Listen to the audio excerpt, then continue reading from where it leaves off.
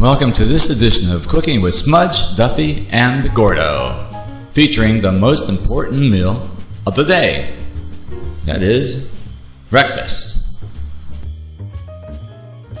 The beginning of this delicious meal starts in the deli. Look for hard salami rather than the Genoa variety.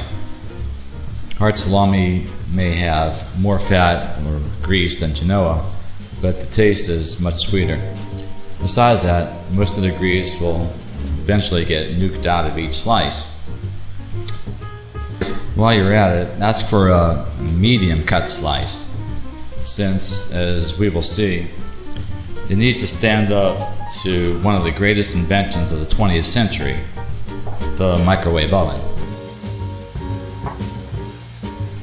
Now we are ready to cook this salami up.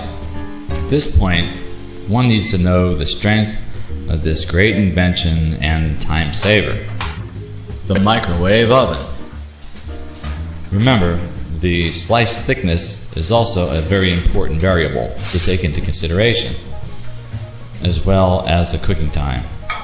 Here, it's about 72 seconds.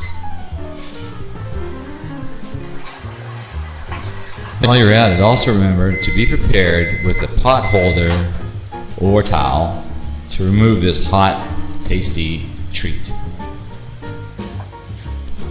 However, here I am improvising with the closest thing at hand, a totally inadequate sheet of paper to remove a hot freaking bowl. The fingers are really feeling it now. Anyway, this is the grease dispenser. It's used to collect the grease from the nuked salami. In any event, I pour the grease in this container. I don't remember when I started doing this rather than just pouring it down into the sink. Right now, I say this container is about 1/3 filled with grease. I can't imagine what all this grease would do to a body over that period of time. Maybe if taken in little by little, nothing. However, there's a lot of grease in that container now.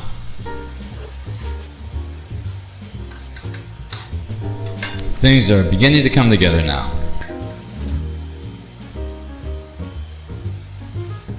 A slice of Velveeta queso blanco is added to the plate, and the egg will be prepared soon with allspice rather than just salt and pepper. Fancy that, no? Well, that's why we're the chefs extraordinaire.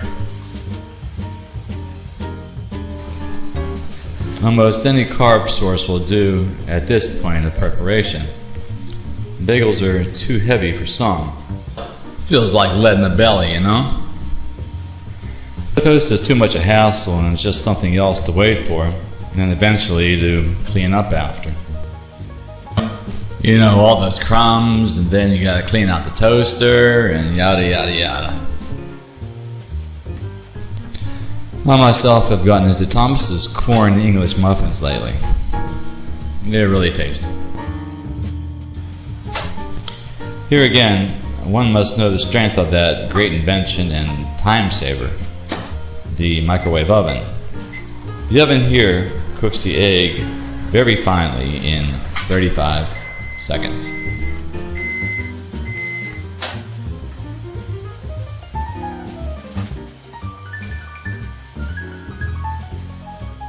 Things are coming together now and looking really good.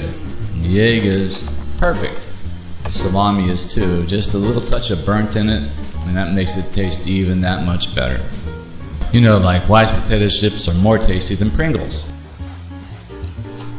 Okay, so what is breakfast without coffee? Forget about that. It ain't happening.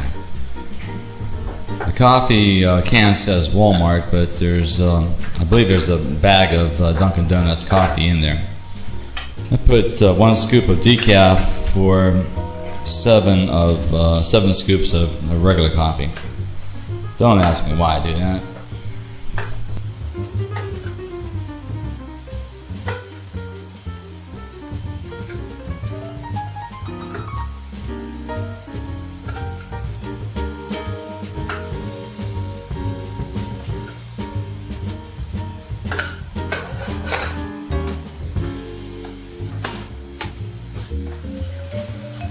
I'm kind of partial to this, but isn't that the most delicious thing you've ever seen in front of your eyes?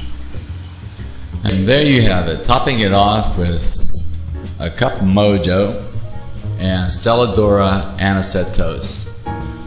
Yeah, I love that anisette toast, especially after breakfast. Nothing goes better with coffee.